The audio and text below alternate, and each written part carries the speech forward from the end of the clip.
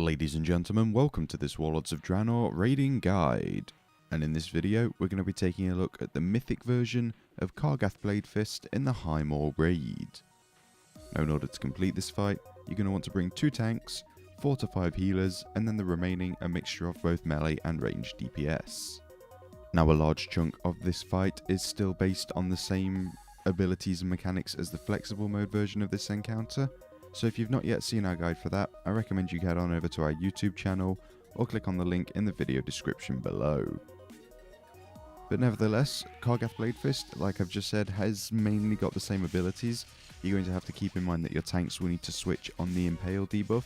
However, it will be dealing a lot more damage as this is the mythic difficulty, so we recommend that you do swap on 2 stacks. He's also going to cast his Chain Hurl ability and throw people into the stands, and also keep casting his Blade Dance where he'll run around. Now, he will also cast his Berserker Rush, which causes him to fixate someone. However, the longer he is fixated on a player, the more stacks of Roar of the Crowd you will gain, and this is a new ability that you're going to have to deal with, so to speak, in the mythic version of this fight.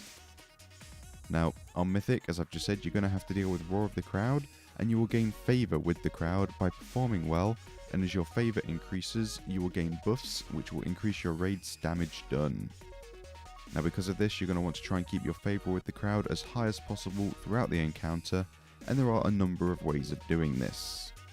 Now, the first way of gaining favour with the crowd is by kiting Kargath around for a longer period of time when he is casting his Berserker Rush ability. So you're going to want to use speed increases and abilities such as Warlock Portals in order to run away from Kargath faster and kite him for a longer period of time. Please also note Hunters can use abilities such as Deterrence, and you can also use bops on people in order for them to take no damage while Kargath is standing on top of them doing his Berserker Rush ability. You're going to still need to break the Berserker Rush by making him run into one of the fire pillars that are located around the room when you feel you can no longer outrun him. Now, the other method of gaining favour with the crowd is by killing the Iron Grunts that are going to be up in the arena stands. When the 5 players get thrown up after the Chain Hurl has been cast, you're going to want to start rounding up as many of the Iron Grunts as possible in order to AoE and cleave them down in order to try and get your favour with the crowd as high as you can. And every time you go up into the arena stands, you should be able to get it to 100%, so maximum increased damage from your raid. Now, when you're in the stands, you're also going to want to make sure you are dealing with the Iron Bombers and the Drunken Bile Slingers, as they have an ability called Heckle. And this is going to reduce your favour with the crowd, so you kind of get to gain it by killing the Iron Grunts, but you can also lose it by getting heckled by the Bombers and the Bile Slingers.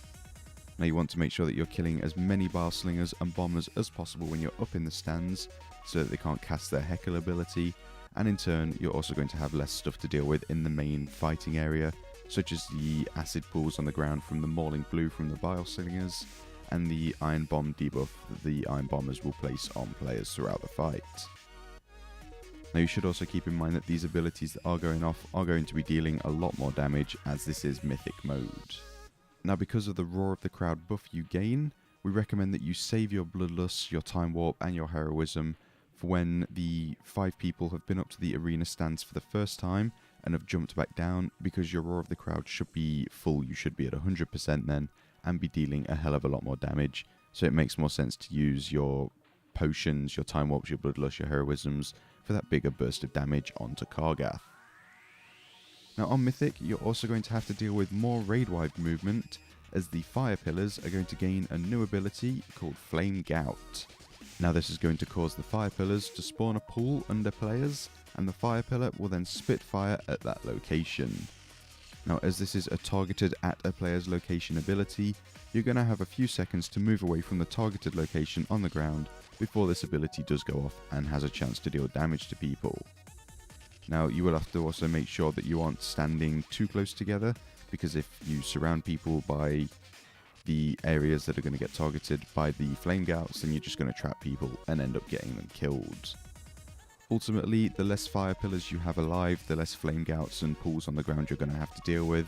But at the same time, you also need the Fire Pillars to deal with the Berserker Rush from Kargath, and also a new NPC that's going to be in this fight, and these are the Ravenous Bloodmaw Tigers. Now, these in the flex mode of this fight will just sit in the pits and do nothing. However, throughout the fight, the Bloodmaw will enter the battle and begin to fixate on random players in the raid with their On the Hunt ability. Now when this happens, you're going to simply want to kite one of them into the fire pillars, and then they're going to stop the fixate, become disoriented for a few seconds, and basically run around in a circle. And then once the disorient breaks, they're going to fixate on another player, so you're going to want to repeat the process of kiting them into a fire pillar. Now it is worth noting you can kill off these Ravenous Bloodmaws, and we do recommend that you do kill off a few of them as they spawn, because the chances are you will end up getting kind of overrun, and there'll just be tigers running everywhere and fire going everywhere, and the fight will become very, very confusing, and it is a simple fight at its core. It is also worth noting that we found we never kind of ran out of fire pillars to kite either Kargath or tigers into, as there was always one spawning when one might be going down, so you should be okay to kind of kite them into fire pillars at the same time, if need be. And if there isn't one up anymore, or if you've got a tiger up and Kargath's doing Berserker Rush and you've got one pillar, make sure you're taking Kargath into the pillar and not the tiger. Otherwise, he's just going to catch up to whoever's got Berserker Rush on them and just kill them instantly. So that's going to do it for this Mythic raiding guide.